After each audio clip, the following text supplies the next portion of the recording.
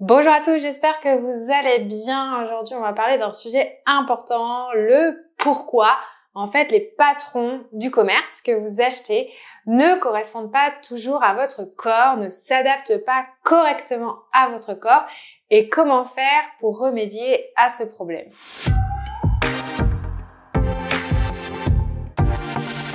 Alors effectivement, c'est un sujet qui revient très régulièrement. En fait, on ne comprend pas pourquoi quand on achète un patron du commerce, quand on choisit sa taille dessus, qu'on le recopie complètement, celui-ci ne s'adapte pas vraiment à nos formes. Il peut être trop serré à la poitrine ou trop large, il peut vraiment avoir plein de défauts dessus et on ne comprend pas pourquoi. Aujourd'hui, il faut comprendre que notre monde, il est entouré de tailles. Et donc, il faut faire la différence entre une morphologie moyenne et votre réalité. En fait, les tailles, elles ont été inventées il y a un certain nombre d'années maintenant pour pouvoir vendre plus facilement les vêtements. En fait, vous imaginez au jour d'aujourd'hui des magasins sur mesure partout, ça serait compliqué. Ce serait compliqué parce qu'on aurait du mal à trouver les vêtements et peut-être ça serait réservé à une certaine catégorie de personnes comme c'était le cas par exemple au début du XXe siècle. D'ailleurs, au début du XXe siècle, les femmes, on le sait, elles allaient chez la modiste, elles allaient voir une couturière en fait pour se construire des vêtements, se créer des vêtements pour avoir des vêtements tout simplement dans sa garde-robe. Je suis d'ailleurs en train de lire un livre qui s'appelle La Villa aux étoffes qui raconte une vie entre les années 1900 et jusqu'à l'après Deuxième Guerre mondiale, donc 1945. Eh bien, pendant cette période-là, une des femmes, un des personnages du livre, construit un atelier de couture pour créer des vêtements pour les autres. C'est-à-dire que les magasins avant de vêtements, c'était des ateliers de couture. C'était vraiment des femmes qui cousaient pour vous. Et comme elle le dit si bien dans le livre, elle prend les mensurations, elle faisait vraiment du sur-mesure. Donc ça, c'est ce qui existait à l'époque. Et souvent, c'était quand même réservé à une certaine catégorie de personnes. Aujourd'hui, on a inventé les tailles, les morphologies moyennes avec les numéros que l'on connaît tous, 34, 36, 38, ou les lettres S, M, L, XL, etc. Ce qui permet à tout le monde de pouvoir s'acheter des vêtements facilement et surtout à moindre coût. Donc du coup, c'est devenu la norme. Si je vous demande aujourd'hui votre taille, vous êtes capable de me la dire. Mais ce qu'on a surtout caché par rapport à ces tailles et ce qu'on ne vous dit pas aujourd'hui, c'est ce que je viens de vous dire, c'est une morphologie moyenne. C'est-à-dire qu'on a fait la moyenne des personnes européennes ou la moyenne des personnes asiatiques et du coup, on a créé des tableaux de mensuration moyens. Ok ? Donc, les tableaux de mensuration, finalement, peuvent être adaptés en fonction des pays et en fonction des marques de vêtements et également des marques de patrons de couture. En fait, si vous regardez déjà ces différents tableaux de mensuration que je vous mets là, vous voyez que pour la taille 38, le tour de taille, le tour de poitrine, tour de hanche est différent en fonction des marques. Parce qu'en fait, la marque de patron, la marque de vêtements, la marque qui va choisir en fait son tableau de mensuration, va choisir les tailles qu'il va mettre dedans. Puisque celles-ci peuvent s'adapter. En fait, c'est juste une représentation moyenne d'un corps féminin ou masculin ou d'un enfant.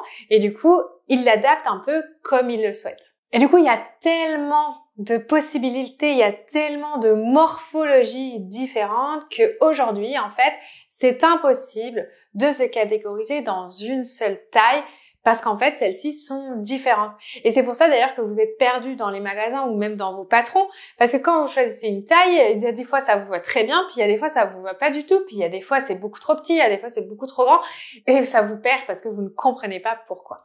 Donc la première chose déjà pour adapter les vêtements à son corps, c'est de connaître sa silhouette.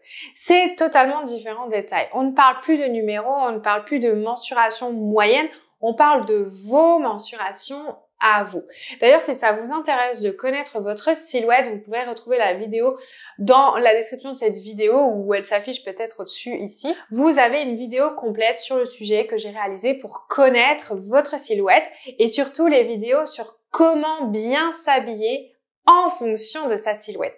Parce qu'en fait, connaître sa silhouette, ça veut dire quoi? Ça veut dire savoir où sont les formes sur son corps. Donc, est-ce que j'ai une forte poitrine? Est-ce que j'ai du ventre? Est-ce que j'ai des jambes fines? Est-ce que j'ai des cuisses, etc., etc. Pour savoir vous mettre en valeur correctement et surtout choisir correctement vos patrons de couture et les adapter à vos mensurations. Le problème le plus courant que je vois justement dans ces mensurations-là, c'est les pantalons. Et j'avais envie de vous montrer à travers un pantalon d'un magazine de patron très connu de chez Burda que j'ai cousu. En fait, c'est ce pantalon ici. Ce pantalon-là, en fait, il a des plis et il est assez large. Et quand je vois la photo, franchement, il tombe très très bien. Mais quand je l'ai réalisé, je me suis rendu compte de plein de problèmes.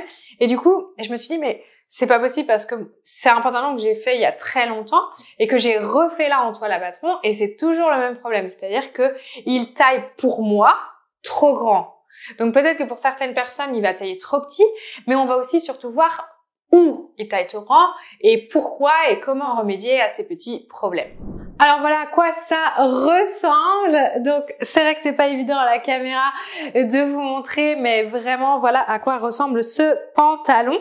Donc déjà la première chose qui me choque moi quand je me regarde dans la glace, c'est la largeur en fait ici du pantalon. Alors je l'ai annoncé dans une autre vidéo, je suis enceinte actuellement de 3 mois et donc oui, j'ai grossi. Donc pour pouvoir créer ce pantalon-là, j'ai repris mes mensurations exactes et donc il y avait le tableau de mensuration dans ce bouquin et j'ai choisi, pour vous donner un exemple, la taille 42 parce qu'en fait je faisais exactement le tour de poitrine 42 qui était de 96, exactement le tour de taille de 78 et le tour de hanche je faisais 100 et en 42 c'est 102. Donc il y avait 2 cm en plus, mais ce qui n'était pas de trop. Mais du coup quand j'essaye ce pantalon, je veux dire même si je fais du 42, j'ai quand même un gros souci de volume.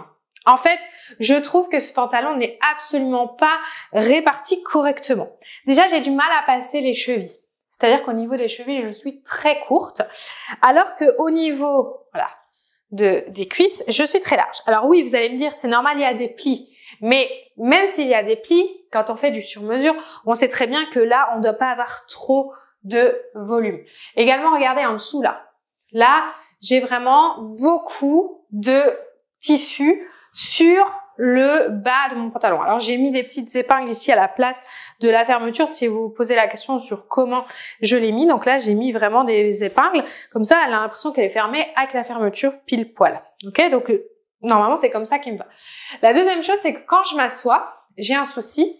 Ici, j'ai pas assez de tissu, contrairement au devant où justement, j'en ai trop. Donc, il y a un problème de répartition de volume entre ces deux, le dos et le devant. Alors, les coutures de côté sont plutôt bien placées, mais je trouve qu'elles sont un tout petit peu trop vers l'arrière. Bon, ça c'est mon œil, je vais dire d'expert, mais quand vous essayez votre vêtement, je vous conseille toujours, d'ailleurs, si vous utilisez des patrons du commerce, de faire une toile. Parce que justement, si vous faites pas de toile et que vous essayez ça directement dans votre tissu, ça va être la cata. Vous allez être déçu, vous allez gâcher du coup votre tissu et vous allez dire oh, mais pourquoi j'ai pas fait une toile avant? Donc toujours, même si c'est des patrons que vous avez l'habitude, avec une taille que vous avez l'habitude, on essaye dans une toile à patron. D'accord? Très très important. Alors si on regarde le modèle que vous avez justement à côté de moi, vous voyez que elle, son pantalon lui fit plutôt bien ici et ne fait pas le volume que j'ai là. Si vous comparez vraiment les deux, il y a vraiment une différence chez elle et chez moi. Également moi, il est trop long. Il est bien trop long. Pourtant, je suis dans une stature moyenne, mais là, il faut au moins enlever 3 cm sur le bas. J'ai pas mis les marges de couture, moi, j'ai pas mis les ourlets, j'ai mis juste ce qu'il fallait, d'accord? J'ai enlevé tout ce qui était marge de couture à certains endroits. Alors la ceinture, normalement, elle est travaillée. Moi, je l'ai fait simple pour enlever. J'ai enlevé aussi les poches pour la toile à patron. Mais on voit très bien que sur les deux modèles qui sont présentés dans le vêtement, il est beaucoup plus fité pour les autres. Alors oui, je suis un petit peu plus large que les modèles, mais il n'empêche que là, il y a quand même une grosse différence. Donc, la plupart de vos ajustements seront sur un pantalon au niveau des cuisses et de l'entrejambe, au niveau de la taille, parce que alors franchement le pantalon c'est le vêtement idéal pour avoir une taille trop grande et des cuisses trop petites, hein. La plupart des silhouettes en A ont ce problème-là parce que justement elles ont une forte culotte de cheval et du coup une petite taille. Donc là c'est le cas. Et là du coup c'est l'inverse pour moi parce que les cuisses sont beaucoup trop grandes, mais c'est le pantalon aussi qui fait ça. Donc les cuisses, l'intercuisse, la taille, et après quand on est sur des hauts, c'est plutôt au niveau de la poitrine ici. Donc moi j'ai pris en poitrine là avec ma grossesse, donc ce petit haut même il est un petit peu trop petit, mais voilà, poitrine et épaules. Voilà, ce sont les ajustements la plupart que l'on va faire.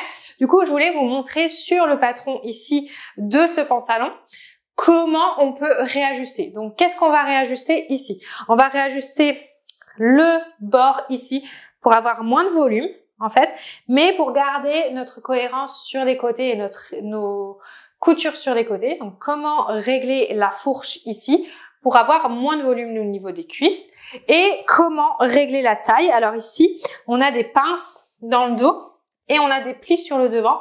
Je voulais vous montrer comment on peut rajouter du volume sur ces pinces et ces plis. Donc c'est parti, on va sur la table à couture. Je vais vous montrer ces quelques modifications. Alors voici le pantalon. Donc ici on a le dos et là le devant. Donc la première chose que l'on va faire, c'est travailler sur ces fourches. En fait, dans un pantalon, vous avez des fourches ici et on va travailler ces fourches. Alors je vais prendre un stylo rouge, comme ça vous verrez très bien. Donc moi j'avais trop de volume au niveau des cuisses, donc je vais l'enlever au niveau des fourches. Et la première chose que l'on peut faire, c'est venir enlever des centimètres ici. Donc je vais par exemple enlever 1 centimètre.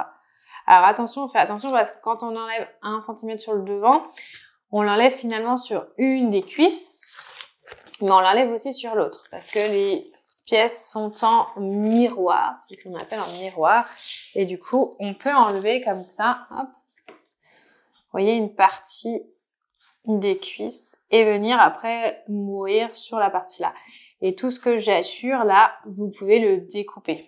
Alors évidemment, ce travail, quand on fait comme ça des ajustements de patrons sur des patrons du commerce, on le fait au fur et à mesure. On fait du tâtonnement. Parce que on part en fait d'un patron que l'on ne connaît pas vraiment et qu'on adapte en fonction d'une toile que l'on a faite.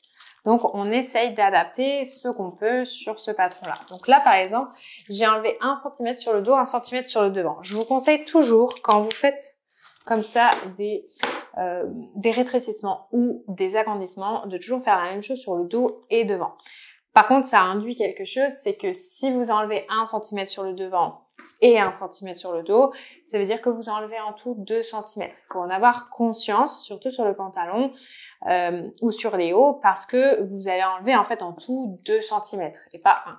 Donc si vous fallait enlever qu'un seul centimètre, il faut répartir 0,5 sur le dos, 0,5 sur le devant. Donc ça, c'est la première modification qu'on peut faire pour l'entrejambe. Et en réalité, on vient mourir sur la ligne des genoux. On pourrait même la faire mourir un petit peu plus bas. On essaie de repérer où sont nos genoux sur la toile à patron. Et du coup, on vient jusqu'aux genoux. D'accord? Deuxième chose, c'est la taille. Alors par exemple, ici sur la taille, vous aviez, donc si je les remets en rouge, vos plis. En fait, ces plis-là, vous pourriez calculer par exemple ce qu'il y a entre. Donc ici, on avait 9,3. Entre les deux plis, on a exactement 3,7. Et là, on a 10. J'arrondis pour aller plus vite. Donc ça ferait 19,3. 20, 23. Donc on aurait 23 cm sur le devant. On peut calculer aussi ce que l'on a sur le dos. Hop. 23, donc là on a 10,3.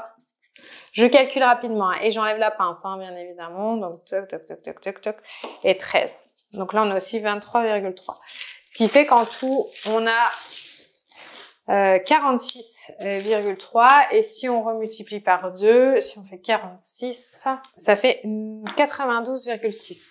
Alors pour vraiment se faire, normalement on utilise son mètre souple et on mesure vraiment très précisément notre courbe, mais là je l'ai fait rapidement. Ce qui veut dire que du coup, notre tour de taille ici, il fait 96,2 cm.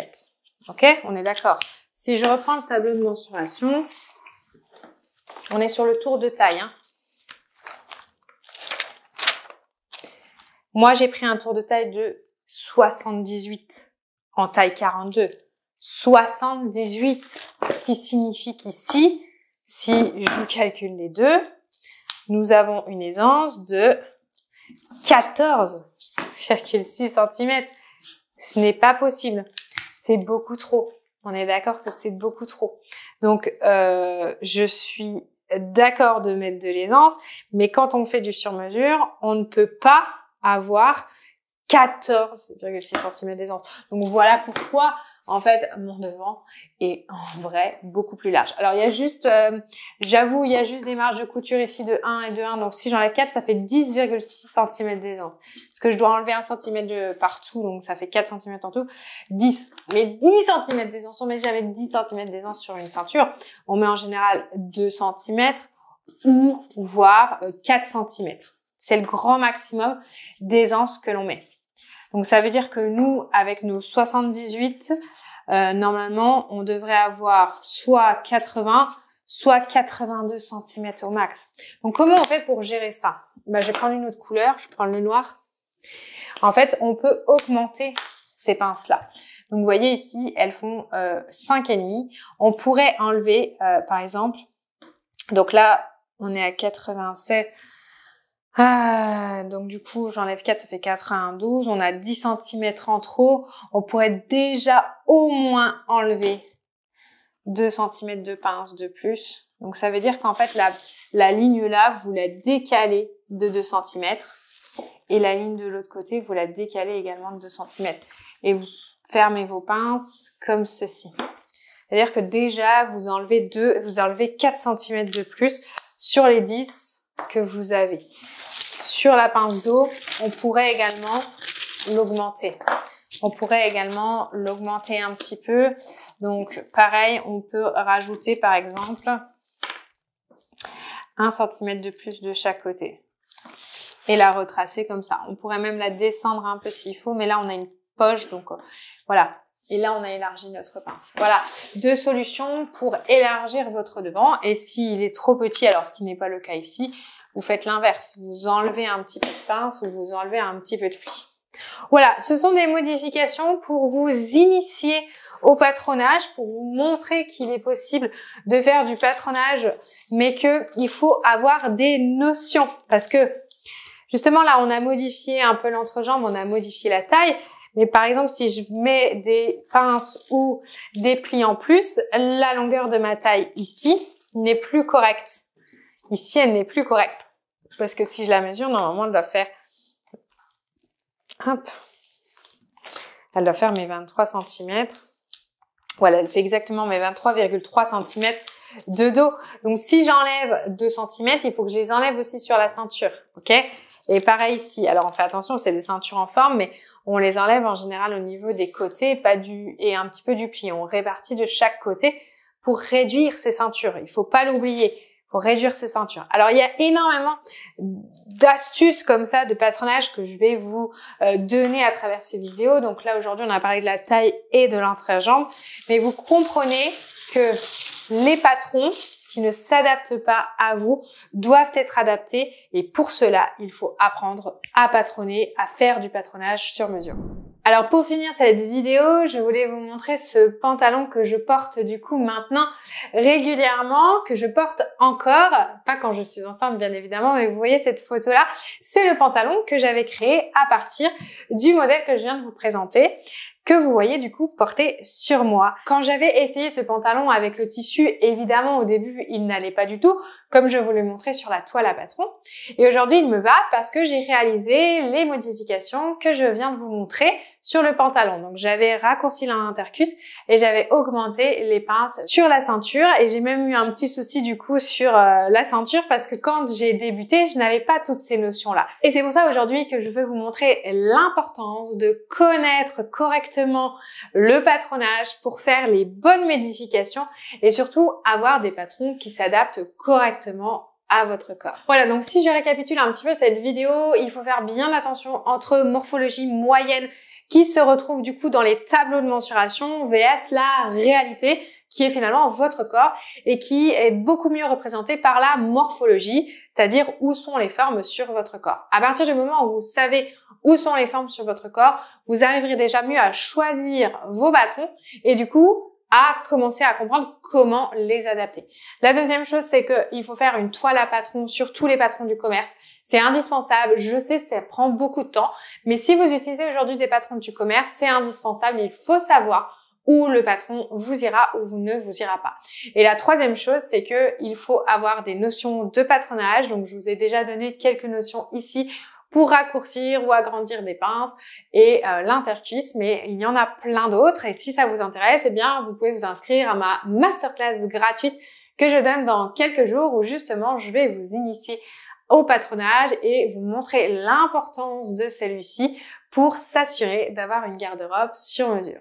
Donc ça se passe juste en dessous de la vidéo, vous cliquez sur le lien, vous entrez votre adresse mail et votre prénom et vous êtes inscrit pour la masterclass qui aura lieu dans quelques jours. Elle est totalement gratuite et sans engagement, donc allez-y, je vous donne plein de pépites lors de cette masterclass. Moi je vous remercie d'avoir regardé cette vidéo et je vous dis à très vite.